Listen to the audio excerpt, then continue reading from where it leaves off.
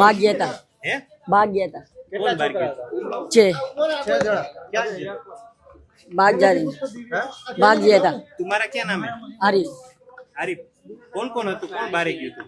भाग गया था 6 बंदा। 6 બંદે એટલે આ શું કરવા માટે ગયા હતા બહાર? क्या क्या क्या करने के लिए गए थे? वो बोले भाग जाने का ऐसा बोला था। दूसरा बंदा कहाँ से इधर से। यहाँ पे पुलिस की व्यवस्था रहती है? वापस आ गया कि क्या हुआ?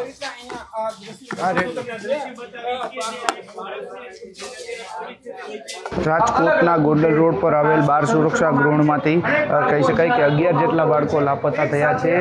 કહી શકાય કે મોડી રાતના પોલીસ કાફલો સહિતના જે ઉચ્ચ અધિકારીઓ અહીંયા પહોંચ્યા છે। હાલ જે નિરીક્ષણ કરવામાં આવી રહી છે તેમજ જે કર્મચારીઓ છે તેમની પણ પૂછપરછ કરવામાં આવી રહી છે। કહી શકાય કે મોટી મોટી દિવાલો સહિતના